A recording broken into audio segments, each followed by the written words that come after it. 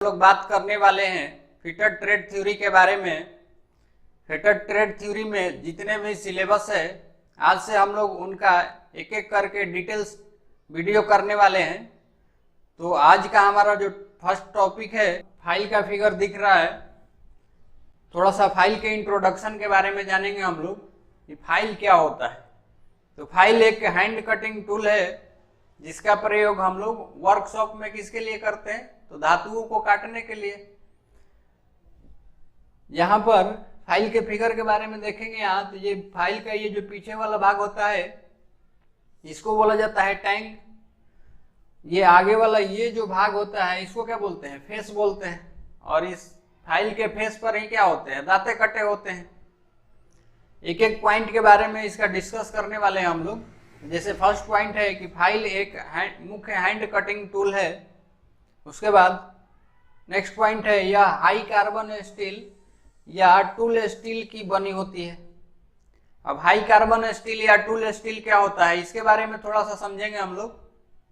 जैसे स्टील को हम लोग क्या बोल सकते हैं, कार्बन की परसेंटेज मात्रा के आधार पर इसको अलग अलग नामों से जाना जाता है।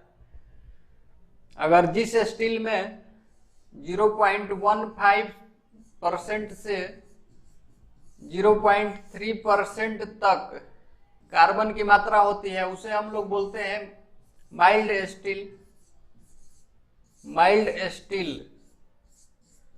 माइल्ड स्टील नहीं तो और क्या बोल सकते हैं, लो कार्बन स्टील बोला जाता है।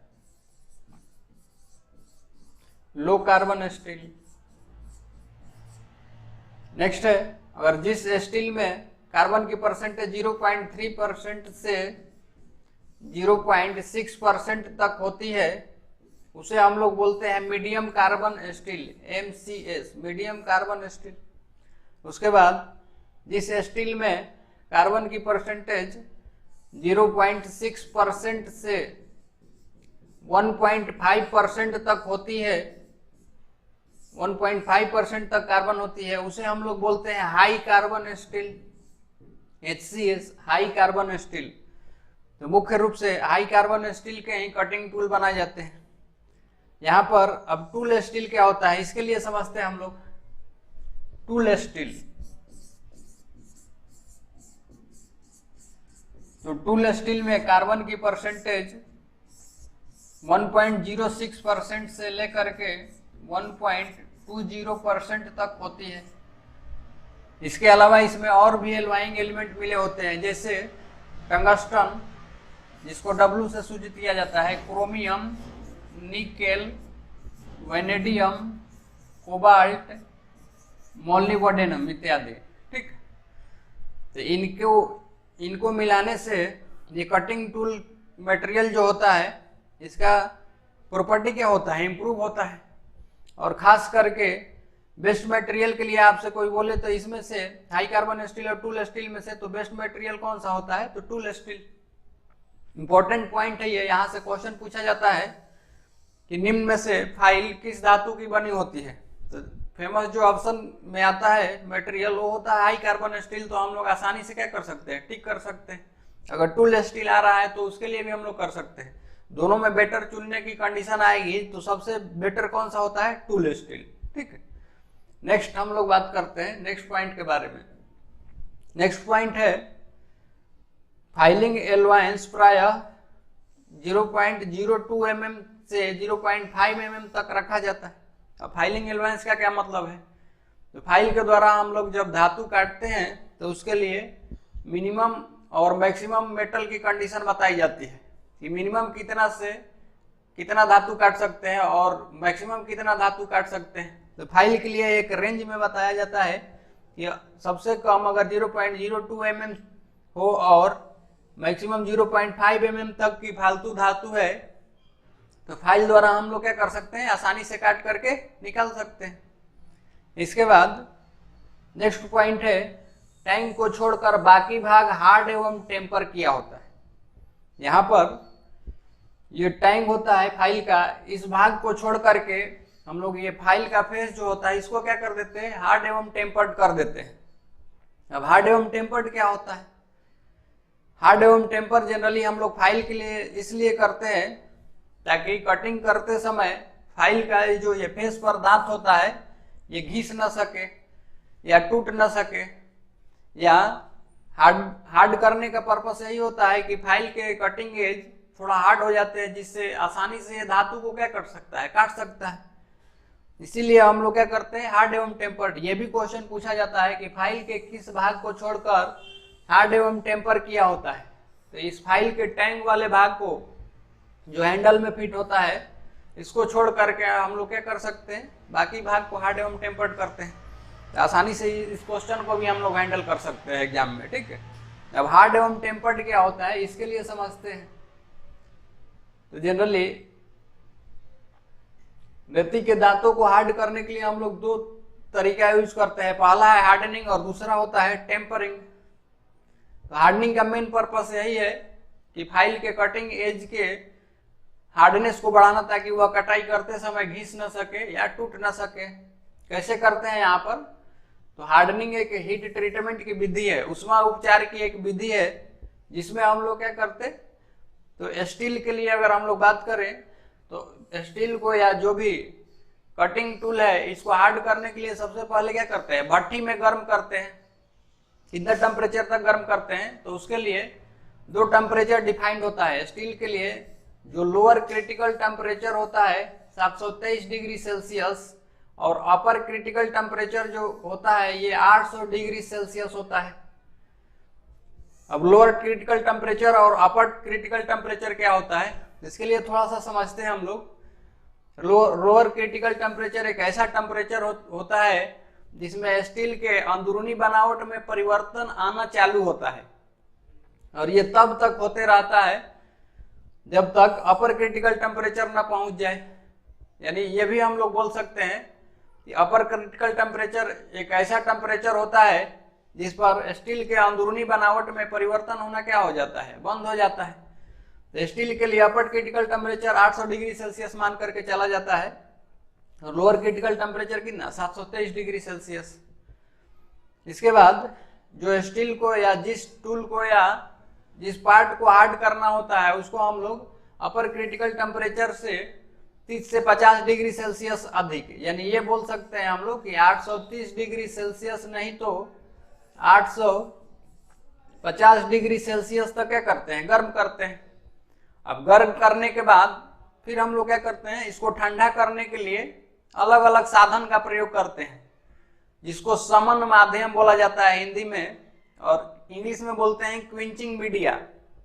और क्विंचिंग मीडिया के लिए मुख्य रूप से हम लोग पानी, तेल, ब्राइन सोल्यूशन। ब्राइन सोल्यूशन क्या होता है, नमक, पानी और कास्टिक सोडा का घोल होता है, जिसमें हम लोग क्या करते हैं, तेज रेट से कूलिंग कर सकते हैं ब्राइन सोल्यूशन में। अब एक चीज यहाँ पर और ध्यान देना है कि जॉब को गर्म करके जितना तेज गति से ठंडा करेंगे, तेज रेट से ठंडा करेंगे, उतने ही क्या होती है, जॉब में हार्डनेस आती है। यानी सिंपल सा ये मीनिंग है कि अगर हम लोग ब्राइन सोल्यूशन में जॉब को ये 830 से 850 डिग्री सेल्सियस तक गर्म करके ठंडा करें तो जल्दी ठंडा होता है, तेज गति से ठंडा होता है, और ऐसा करने से हार्डनेस क्या होता है, अधिक आता है।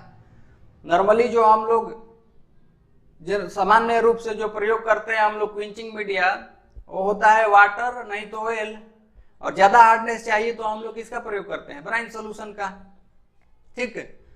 तो हार्डनेस इस तरह से हम लोग अचीव कर सकते हैं। जिस तरह का फाइल में हम लोगों को हार्डनेस चाहिए उसके लिए गर्म करके जॉब को और तुरंत क्या कर देते हैं, क्विंच कर देते हैं। क्विंच करने के बाद तो जितना तेज गति से ठंडा होगा उतना ही क्या होगा, फाइल के फेस के ऊपर हार्डनेस आती है। ये तो हुई हार्डनेस की बात। अब हम लोग टेम्परिंग के बारे में समझते हैं। टेम्परिंग में क्या करते हैं, तो इसमें भी हम लोग ये अपर क्रिटिकल टेम्परेचर से 30 से 50 डिग्री सेल्सियस अधिक, 30 से 50 डिग्री सेल्सियस अधिक तापमान तक गर्म करते हैं, और इसको फिर हम लोग क्या करते हैं, तेल या पानी में डुबो करके क्विंच करके और तुरंत निकाल लेते हैं। ज्यादा टाइम नहीं देते हैं, नहीं तो तेज रेट से कूलिंग होता फिर हार्डनिंग वाली ही बात हो जाएगी।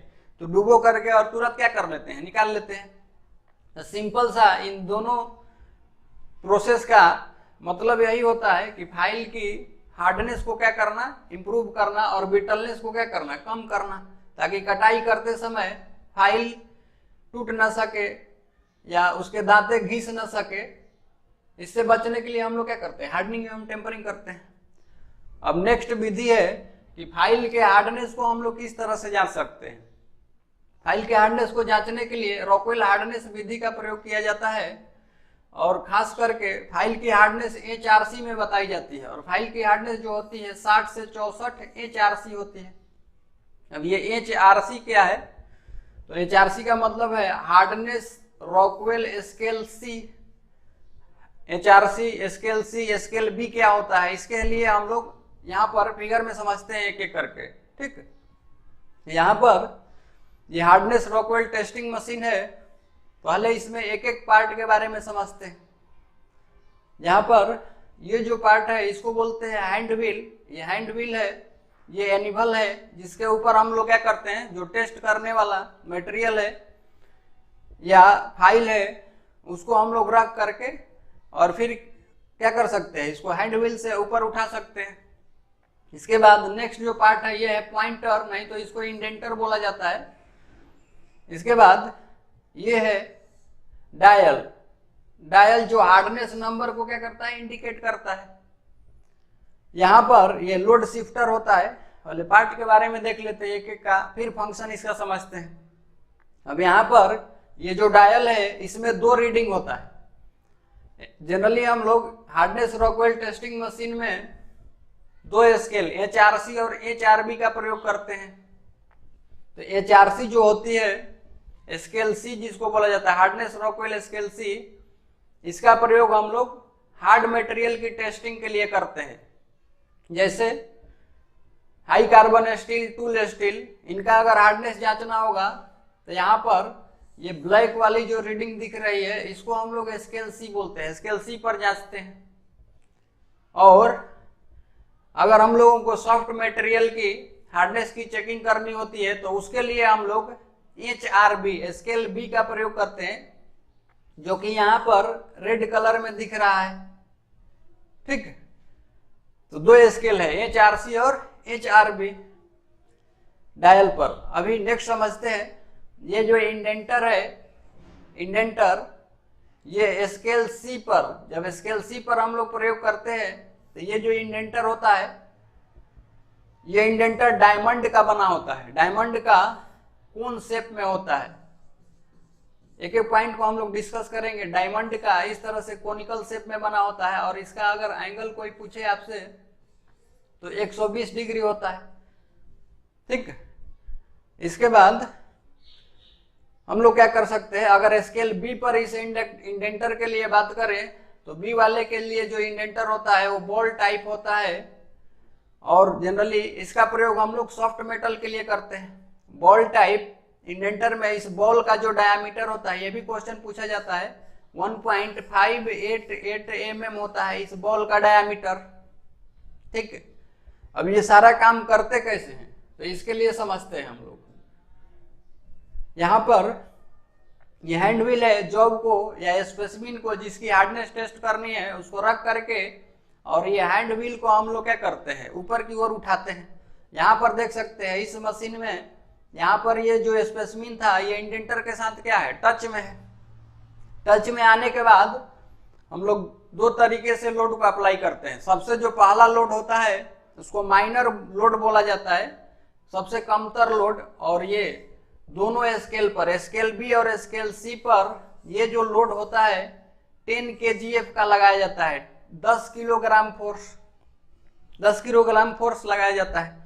और जो मेजर लोड होता है, अधिकतम लोड, वो होता है स्केल C पर 150 kgf यूज करते हैं हम लोग और स्केल B पर 100 kgf यूज करते हैं मैक्सिमम लोड।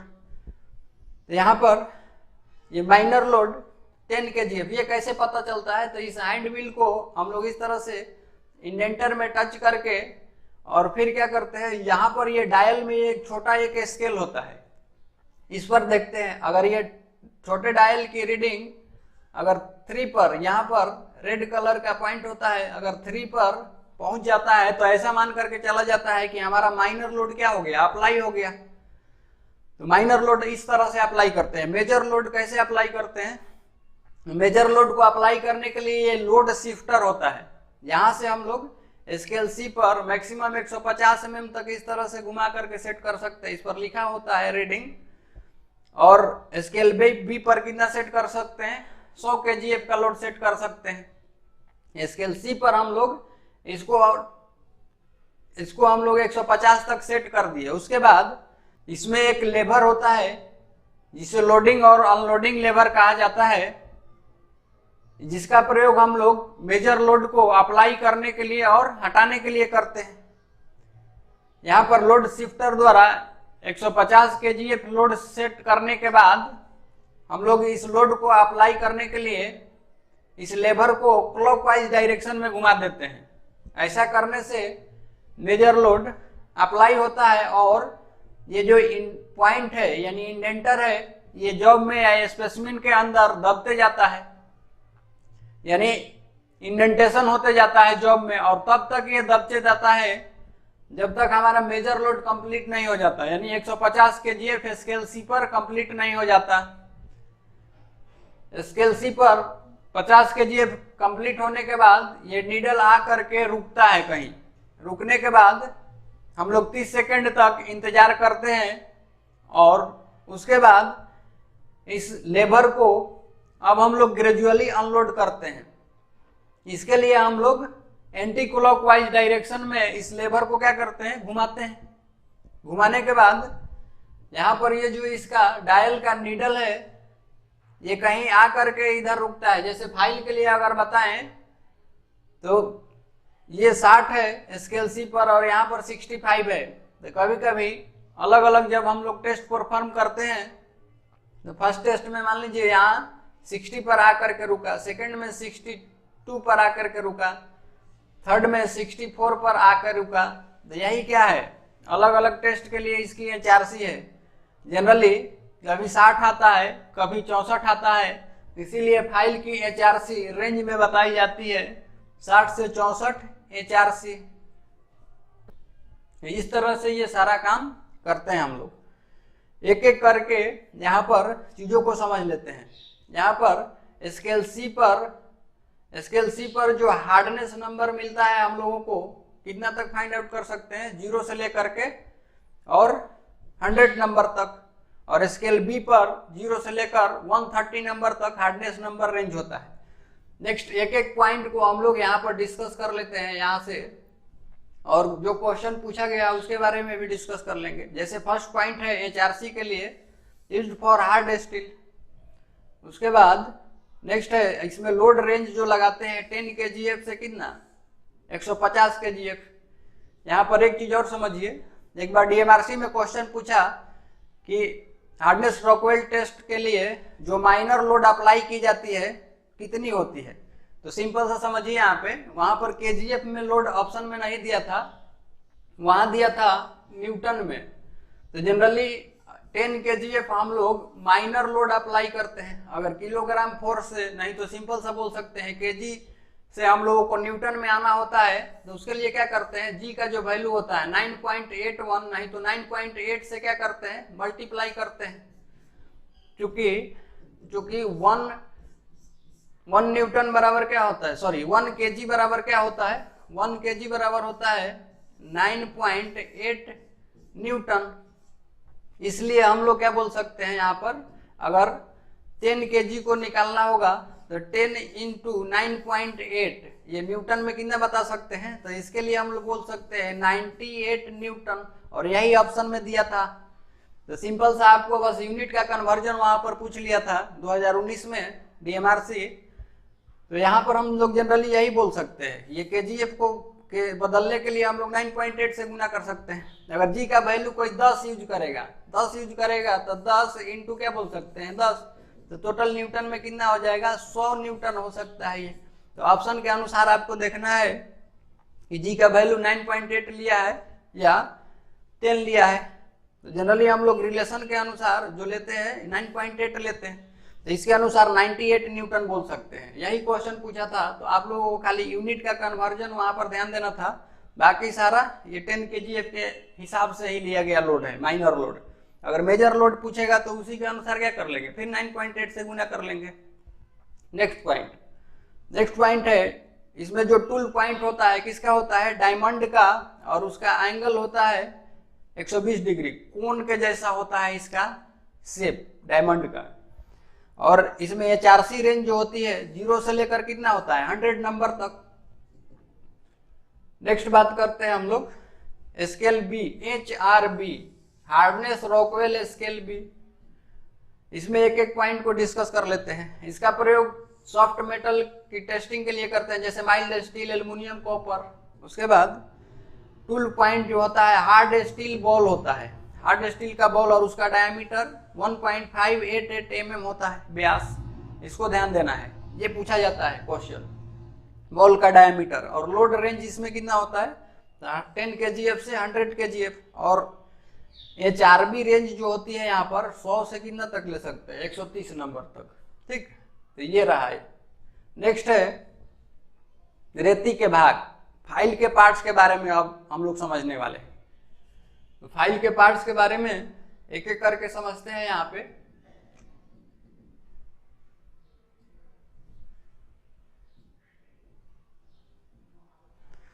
यहाँ पर ये फिगर में फाइल दिख रहा है, एक एक पार्ट को डिस्कस करते हैं यहाँ से। जैसे ये फाइल का ये वाला जो भाग है इसको हम लोग क्या बोलते हैं, टिप या पॉइंट बोलते हैं। उसके बाद ये चौड़ी फेस होती है, इसको हम लोग साइड नहीं तो फेस बोलते हैं। फाइल के लिए साइड नहीं तो फेस बोला जाता है। उसके बाद ये वाला जो भाग होता है इसको बोलते हैं एज, किनारा।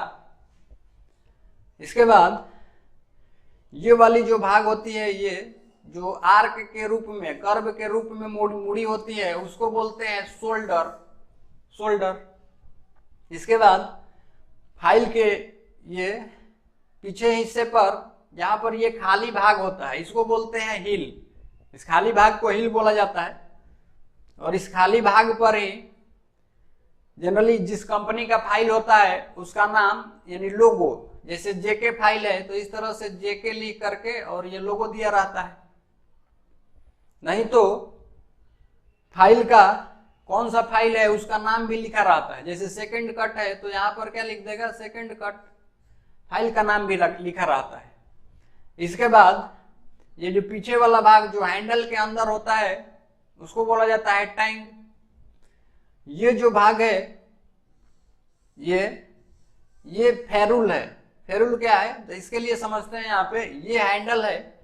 हैंडल किसका हो सकता है, मटेरियल बताएं तो प्लास्टिक नहीं तो लकड़ी का हो सकता है। तो ये हैंडल के आगे वाले भाग पर एक मेटल की रिंग चढ़ा दी जाती है और उसी रिंग को क्या बोला जाता है, फेरुल बोला जाता है। तो फेरुल का काम क्या होता है, तो जनरली फेरुल का काम यही है कि फाइल का जो टैंक हैंडल के अंदर होता है या फाइल उसको निकलने से बचाने के लिए, नहीं तो फाइल के टैंक में हम लोग हैंडल को फिट करते हैं तो उस समय ये फटने नहीं देता है हैंडल को, यानी क्रैकिंग से बचाता है। तो इसका भी पर्पस एग्जाम में पूछा जाता है कि फेरुल का क्या पर्पस होता है। उसके बाद ये फेस जो होता है, फेस पर ही क्या होते हैं, फाइल के दांते कटे होते हैं। अगर एक रो में दांत कटा हुआ है तो उसको सिंगल कट, अगर दोनों तरफ से क्रॉस करके दांते काटे गए हैं तो उसको क्या बोला जाता है, डबल कट। अभी नेक्स्ट एक इम्पॉर्टेंट जो पॉइंट है ये है, पूछ लिया जाता है एग्जाम में कि फाइल की लंबाई कहां से कहां तक ली जाती है। ये इंपॉर्टेंट क्वेश्चन है। तो फाइल की लंबाई हम लोग टिप से लेकर के, टिप या पॉइंट से लेकर के कहां तक बताते हैं, हिल की लंबाई तक बताते हैं। आगे सारे क्लासिफिकेशन में एक एक करके हम लोग डिस्कस करेंगे। और यहाँ पर इस टैंक वाले भाग को ही छोड़ करके क्या करते हैं, हार्ड एवं टेम्पर्ड करके रखते हैं। ये भी क्वेश्चन पूछा जाता है। एक एक इसका जो पार्ट है, जैसे टिप, टो या पॉइंट, उसके बाद फेस जिस पर दांते कटे होते हैं, किनारे, एज। और एज पर हमेशा ध्यान रखना है, ये जो किनारा होता है हमेशा एज पर सिंगल कट दांते कटे होते हैं। एक ही फाइल है हैंड फाइल, उसके एक किनारे पर दांते नहीं कटे होते हैं। सारे डिस्कस करेंगे आगे। नेक्स्ट है हिल, उसके बाद टैंक, उसके बाद शोल्डर, फिर हैंडल और फेरुल। इतना समझ में आया होगा आप लोगों को, ठीक है। आगे चलते हैं हम लोग। और यहाँ पर टैंक के बारे में थोड़ा सा देख लेते हैं। ये हैंडल के अंदर का भाग होता है, जो हैंडल के अंदर फिट होता है, इसी को हम लोग क्या बोलते हैं, टैंक बोलते हैं। नेक्स्ट है रेती का वर्गीकरण। तो रेती का क्लासिफिकेशन हम लोग 4 फैक्टर के आधार पर करते हैं, और वो 4 फैक्टर कौन कौन सा है? तो पहला है लंबाई के आधार पर, दूसरा क्लासिफिकेशन है कट के आधार पर, तीसरा है आकृति के अनुसार, शेप के अनुसार, और चौथा है ग्रेड के अनुसार। तो एक एक करके हम लोग इन सारे क्लासिफिकेशन को देखने वाले हैं, और यहां से भी बहुत सारे क्वेश्चन एग्जाम में पूछे जाते हैं। ठीक, तो अभी हम लोग सबसे पहला क्लासिफिकेशन है उसके बारे में डिस्कस करते हैं, लंबाई के आधार पर। तो लंबाई के आधार पर जो रेती होती है 100 mm से 450 mm तक होती है, जैसे 100 mm, 150 mm, 200, 250, 300, 350, 400 और 450। यहाँ पर अगर देखेंगे तो फाइल की सिंपल सी हम लोग रेंज जो बता सकते हैं वो क्या बोल सकते हैं कि फाइल की रेंज जो होती है 100 mm से लेकर के कितनी होती है, 100 mm से 450 mm, 450 mm। यहाँ पर फाइल का अलग अलग रेंज कैसे बढ़ रहा है, तो 50-50 mm के अंतराल पर। यह भी क्वेश्चन पूछा जाता है कि साधारणतः जो फाइल मिलती है जो कितने mm के अंतराल पर मिलती है लंबाई में, तो 50-50 mm के लंबाई में 50-50 mm के अंतराल पर ये अलग अलग लंबाई में मिलती है। ठीक, उसके बाद अभी हम लोग देखे थे कि रेती का लंबाई कहां से कहां तक लेते हैं, तो हिल से पॉइंट तक रेती की लंबाई ली जाती है। ये भी इंपॉर्टेंट क्वेश्चन है, फाइल से अगर क्वेश्चन पूछता है तो ये क्वेश्चन कॉमन सा पूछ लिया जाता है। और इसका मतलब क्या है, ये पॉइंट से लेकर के और ये हिल, फाइल की लंबाई पॉइंट से हिल तक बताते हैं, इस फिगर में दिखाया गया है। तो यहां से जो भी क्वेश्चन पूछे जाते हैं वो भी हम लोग डिस्कस कर लिए। अब आगे चलते हैं, और ये जो क्वेश्चन है ये एक एग्जाम के लिए नहीं है, लगभग हर एक एग्जाम के लिए ये कॉमन सा क्वेश्चन पूछा जाता है। तो आपको एग्जाम का मुंह देख करके नहीं पढ़ना है कि इस एग्जाम के लिए इंपॉर्टेंट है या किसके लिए इंपॉर्टेंट है, ये सारे एग्जाम के लिए इंपॉर्टेंट है। ठीक है, और उसी पॉइंट ऑफ व्यू से आपको क्या करना है, नोट डाउन करते जाना है और चीजों को समझते जाना है। ठीक, नेक्स्ट बात करते हैं हम लोग आगे। नेक्स्ट है कट के अनुसार। तो कट के अनुसार जो फाइल है, पहला फाइल है सिंगल कट। कट क्या होता है तो यहाँ पर फिगर में समझ सकते हैं। तो ये फाइल है, और अगर कट बताएं तो रेती के फेस पर दांते किस प्रकार के कटे हुए हैं। अगर इस तरह से सिंगल कट कटा हुआ है दांत, ये रेती की एक्सिस है, अगर इस तरह से एक ही रो में दांते कटे हुए हैं तो इसको हम लोग क्या बोलते हैं, सिंगल कट फाइल। एक एक पॉइंट इसमें भी समझते हैं हम लोग। जैसे यहाँ पर ये रेती की एक्सिस है, इसके दांतों के झुकाव के बारे में बताएं कि एक्सिस के साथ इसका दांत कितने डिग्री के कोण पर झुका होता है या बने होते हैं। तो इसके लिए हम लोग बोल सकते हैं ये 60 डिग्री के कोण पर क्या होता है, बना होता है। ये भी क्वेश्चन पूछा जाता है कि सिंगल कट फाइल का दांतों का झुकाव केंद्रीय रेखा से, रेती के केंद्रीय रेखा से कितने डिग्री के कोण पर होते हैं, तो 60 डिग्री के कोण पर। आगे जनरली इस फाइल का प्रयोग हम लोग सॉफ्ट मेटल की कटिंग के लिए करते हैं, मुलायम धातुओं को काटने के लिए प्रयोग करते हैं। ठीक है, जैसे एल्युमिनियम, कॉपर, पीतल, इनको काटने के लिए। तो ये भी पूछ लिया जाता है सॉफ्ट मटेरियल को काटने के लिए कौन सा फाइल। तो एक एक पॉइंट इसमें भी हम लोग डिस्कस करते हैं। जैसे फर्स्ट फाइल पॉइंट है, इस प्रकार की रेती के फेस पर दांते एक दूसरे के समांतर कटे होते हैं, कॉमा ये रेती के केंद्रीय रेखा के साथ 60 डिग्री का कोण बनाता है। ये पॉइंट इंपॉर्टेंट है, 60 डिग्री कोण याद रखना है आपको। नेक्स्ट है, इसका प्रयोग प्रायः बहुत नरम धातु को काटने के लिए किया जाता है, जैसे एल्युमिनियम, एग्जाम्पल ध्यान रखना है, पीतल, तांबा इत्यादि। ठीक, नेक्स्ट, इस रेती द्वारा बनी सतह डबल कट रेती की अपेक्षा अधिक फिनिश बनती है, परंतु इसके द्वारा धातु कम कटती है। इसका मीनिंग क्या है, यहां पर समझिए, इस रेती का प्रयोग जनरली हम लोग फिनिशिंग के लिए कर सकते हैं। और ये किसके मुकाबले है, तो आगे हम लोग इसमें डबल कट पढ़ने वाले हैं। डबल कट के मुकाबले इसके द्वारा जब हम लोग धातु को काटते हैं तो फिनिशिंग अच्छी मिलती है, फिनिशिंग अच्छी मिलती है।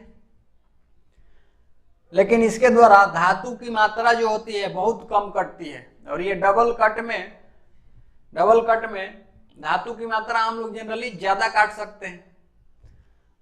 यहाँ पर नेक्स्ट जो हम लोग बात करने वाले हैं वो फाइल है कट के आधार पर डबल कट फाइल।